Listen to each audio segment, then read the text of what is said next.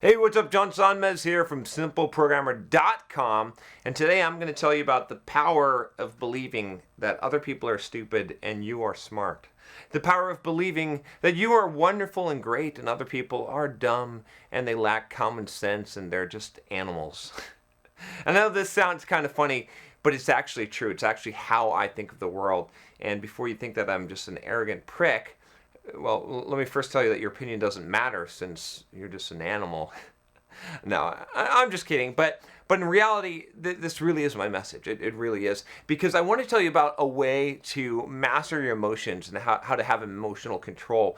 And one of the best ways to do that is to simply imagine that other people are dumb, that they're ignorant, and that they're going to do stupid things. And that you are so magnanimous and that you are above it all and that you're so much wiser and so much smarter and you have so much more discipline and so much more good things going on in your life that you don't need to concern yourself with the drama of others and you don't need to place expectations on their behavior, and so they can act however they are going to act, and they're going to act in very bad ways, very lewd ways, very ridiculous ways, all kinds of things that are not going to be pleasing to you. Okay? And so, again, this might seem a little bit offensive to you, and that's okay if it's offensive to you, because it should be, right? Because this is this is the reason why most people have problems as they get into drama, is because, even as I'm watching this video, maybe you should say, hey, maybe just John is a stupid guy, and then you wouldn't be offended by me.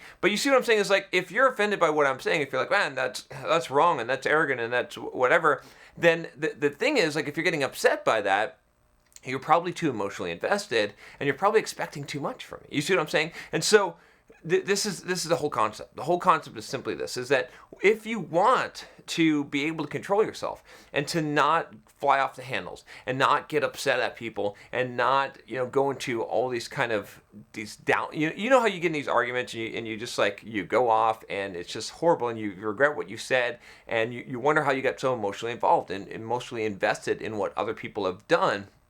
It's usually because you have expectations on them. You have expectations on their behavior. And I'm not the first one to say this historically. When you wake up this morning, expect that people are going to be jerks, expect that they're going to be lazy and slothful, and they're going to do stupid things. And so it's really, really a really good piece of wisdom, honestly, if you can apply that to your life. And so, again, I was joking at the beginning a little bit here, but in some ways I'm not, right? In some ways, what I always think is I think about how my life is so much better.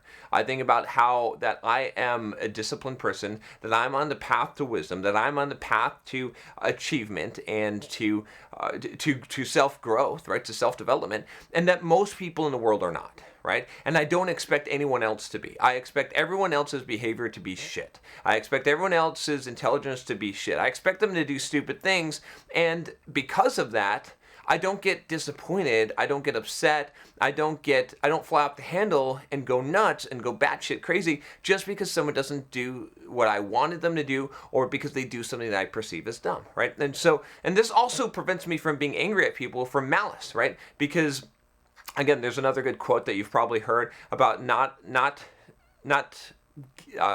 calling something that can be attributed to, not calling something malice that could be attributed to stupidity, right? It's better to just assume people are stupid. Tim Ferriss says that people are too busy, but I think it's better to just assume that people lack common sense, that they lack the kind of character attributes that you expect people to have, right? And that you're kind of above it all, right? If you think of yourself as above it all, again, this seems like a very arrogant viewpoint, but I hope you can get what I'm saying. I'm doing a lot of this in jest, but I hope you get what I'm saying here, which is essentially this, is that you just have to rise above it, right? And this is a lot of people talk about taking the higher ground, and taking the higher ground doesn't mean the morally higher ground. It means the higher ground as an enlightened human being. It means that you don't have to concern yourself with petty squabbles and trivial things, and you don't care if someone hurts your feelings or they do something that's selfish or inconsiderate of you, because you expect that, because you expect other people to behave that way. You expect people to behave as animals, but you hold yourself to a higher standard, right?